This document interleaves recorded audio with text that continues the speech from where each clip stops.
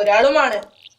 മദീനയുടെ തെക്ക് പടിഞ്ഞാറ് ഭാഗത്ത് ഉണ്ടായിരുന്ന ഗിഫാർ വംശത്തിലായിരുന്നു അദ്ദേഹത്തിന്റെ ജനനം. ആ ഗോത്രക്കാർ കച്ചവട സംഘങ്ങളെ ആക്രമിച്ച് കൊള്ളയടിച്ചുമാണ് ജീവിച്ചിരുന്നത്. എന്നാൽ മറ്റുള്ളവരിൽ നിന്നും വ്യത്യസ്തമായി ഒരു ദരിദ്രനെ പോലെയായിരുന്നു അദ്ദേഹം ജീവിച്ചിരുന്നത്. അദ്ദേഹം സത്യസന്ധനായ ഒരു ആട്ടിടയനായിരുന്നു.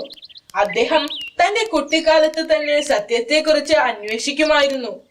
7-ാം നൂറ്റാണ്ടിൽ അറേബ്യയിൽ സർവ്വസാധാരണമായിരുന്ന വിഗ്രഹാരാധനയിൽ അദ്ദേഹം തൃപ്തനല്ലായിരുന്നു.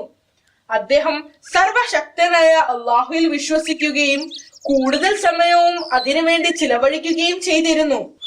പ്രവാചകൻ മുഹമ്മദ് നബി സല്ലല്ലാഹു അലൈഹി വസല്ലമയുടെ ദൗത്യത്തെ കുറിച്ച് അറേബ്യയിൽ വാർത്ത പരന്നു. ആ വാർത്ത ഗിഫാർ ഗോത്രക്കാരുടെ ഇടയിലും എത്തി. വാർത്ത കേൾക്കാനിടയായ അബൂ സാർ റളിയല്ലാഹു അൻഹുവിന് മനസ്സിലായി താൻ ഇത്രയും നാൾ അന്വേഷിച്ചു കൊണ്ടിരുന്ന വ്യക്തിയാണ് പ്രവാചകൻ മുഹമ്മദ് നബി സല്ലല്ലാഹു അലൈഹി വസല്ലമ എന്ന്. അദ്ദേഹം തന്റെ സഹോദരനോട് ഹിജാസിൽ പോയി പ്രവാചകനെ കുറിച്ചും അദ്ദേഹത്തിന്റെ ദൗത്യത്തെ കുറിച്ചും കൂടുതൽ വിവരങ്ങൾ ശേഖരിക്കാൻ ആവശ്യപ്പെട്ടു. സഹോദരൻ മക്കയിലേക്ക് പോയി അദ്ദേഹം ആഗ്രഹിച്ചതുപോലെ വാർത്ത ശേഖരിച്ചു. അബൂ സാർ റളിയല്ലാഹു അൻഹു തന്റെ സഹോദരനിൽ നിന്നുമുള്ള വാർത്തകളും റിപ്പോർട്ടുകളും പ്രോത്സാഹജനകമാണെന്ന് കണ്ടെത്തി. ഇതോടെ അബൂ സാർ റളിയല്ലാഹു അൻഹു പ്രവാചകൻ സ്വല്ലല്ലാഹു അലൈഹി വസല്ലമയെ പോയി കാണാൻ തീരുമാനിച്ചു. ഈ സമയത്ത് വളരെ കുറച്ചു പേർ മാത്രമേ പ്രവാചകന് അനുയായികളായി ഉണ്ടായിരുന്നുള്ളൂ. അങ്ങനെ അദ്ദേഹം പ്രവാചകനെ കാണാൻ മക്കയിലേക്ക് പുറപ്പെട്ടു. അദ്ദേഹം ആദ്യം കണ്ടത് ഇമാം അലി ബിൻ അബൂ ത്വാലിബിനെയായിരുന്നു. അദ്ദേഹം അബൂ സാർ റളിയല്ലാഹു അൻഹുവിനെ അബൂ ത്വാലിബിനെ പരിചയപ്പെടുത്തി കൊടുത്തു. അബൂ ത്വാലിബ് അദ്ദേഹത്തെ ഹസ്രത്ത് ഹംസ റളിയല്ലാഹു അൻഹുവിന്റെ അടുത്തേക്ക് കൊണ്ടുപോകുകയും അവിടെ വെച്ച് ശക്തമായ സുരക്ഷാ പരിശോധനയ്ക്ക് ശേഷം അവസാനം പ്രവാചകനെ കണ്ടുമുട്ടുകയും ചെയ്തു. മുഹമ്മദ് നബി സല്ലല്ലാഹു അലൈഹി വസല്ലമയെ നേരിട്ട് കണ്ട നിമിഷം അദ്ദേഹം പ്രവാചകന് സലാം പറഞ്ഞു.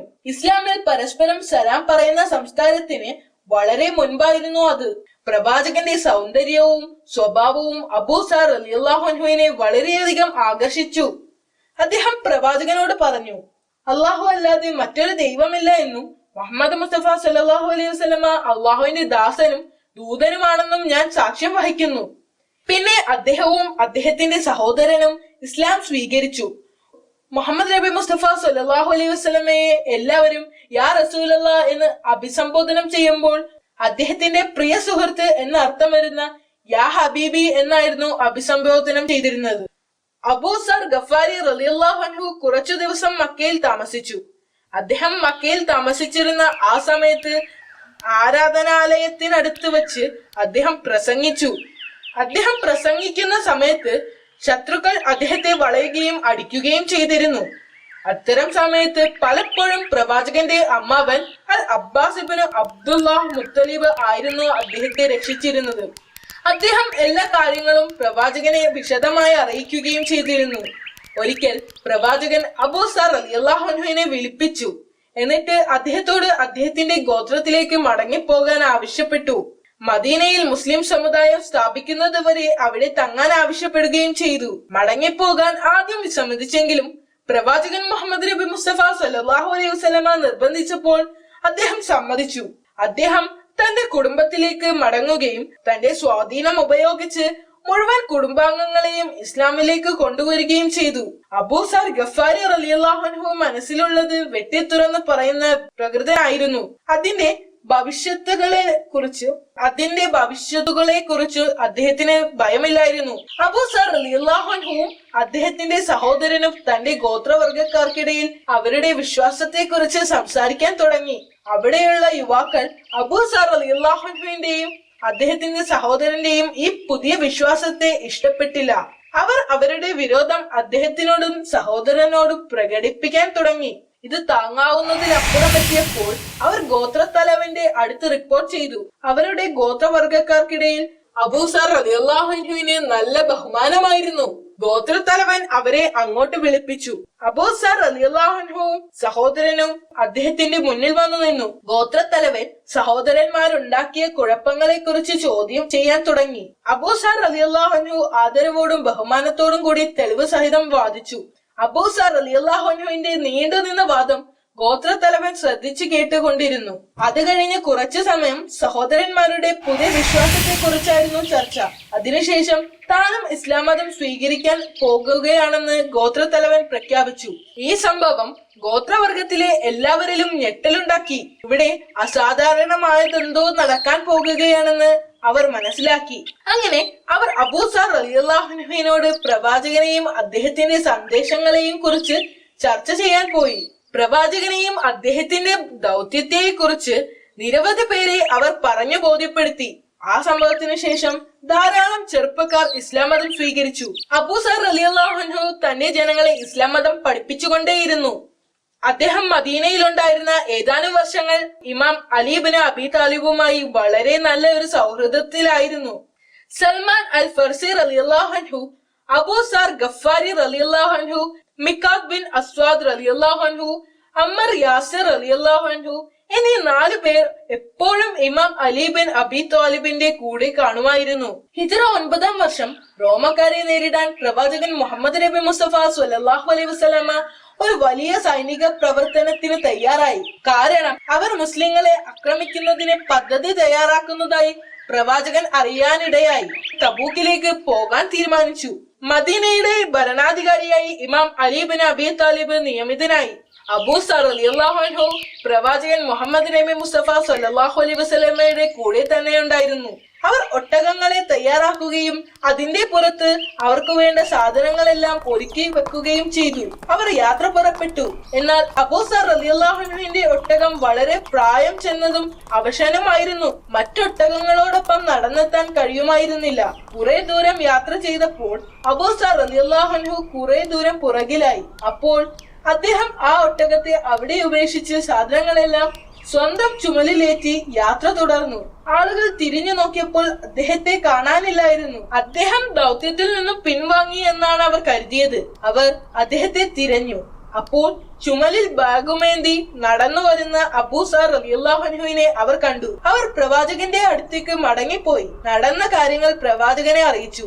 ദൂരെ നിന്നും അങ്ങോട്ട് നടന്നു വരുന്ന അബൂസർ റളിയല്ലാഹു അൻഹുവിനെ നോക്കി പ്രവാചകൻ മുഹമ്മദ് നബി സല്ലല്ലാഹു അലൈഹി വസല്ലമ ഇങ്ങനെ പറഞ്ഞു: ഇതെന്റെ സഹാബി അബൂസർ ആണ്. അദ്ദേഹം ഏകനായി നടക്കുന്നു, ഏകനായി ജീവിക്കുകയും ഒരു ദിവസം ഏകനായി മരിക്കുകയും ചെയ്യും. ഇറാഖിൽ നിന്നുള്ള അപരിചിതരായ ഒരു സംഘം ആളുകൾ അദ്ദേഹത്തിന്റെ മയ്യത്തിനെ പരിപാലിക്കുകയും ഖബറടക്കം നടത്തുകയും ചെയ്യും. ആളുകൾ തന്നെ കാത്തു നിൽക്കുന്നത് അബൂസർ റളിയല്ലാഹു അൻഹു കണ്ടു.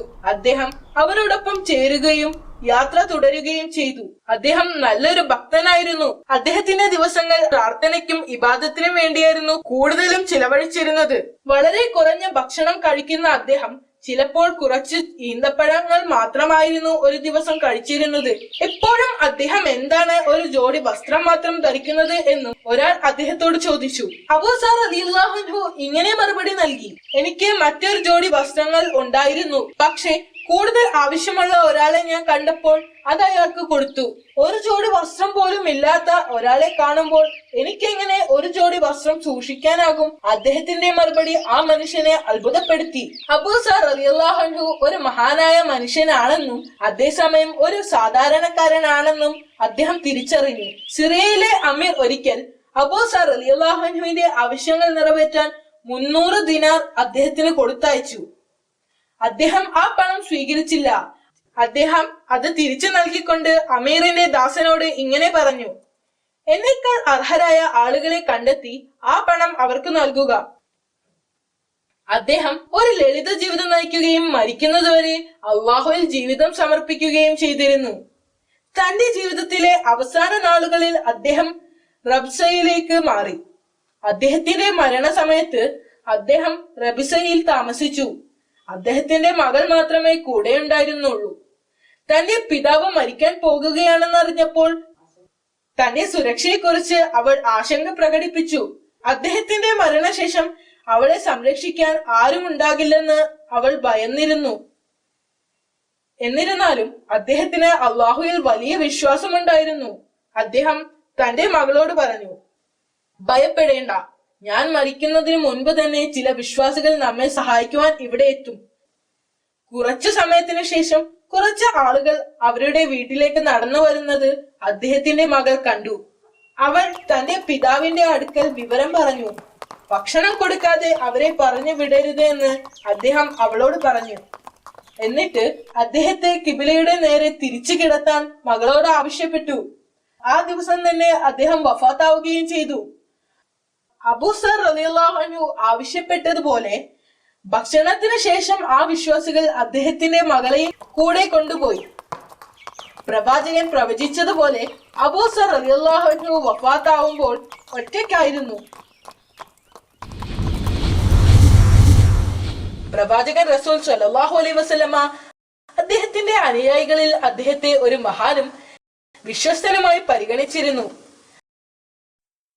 പ്രവാചകൻ റസൂൽ സ്വല്ലല്ലാഹു അലൈഹി വസല്ലമ അദ്ദേഹത്തിന്റെ അനുയായികളിൽ അദ്ദേഹത്തെ ഒരു മഹാനും വിശ്വസ്തനുമായി പരിഗണിച്ചിരുന്നു. അതെ അബു,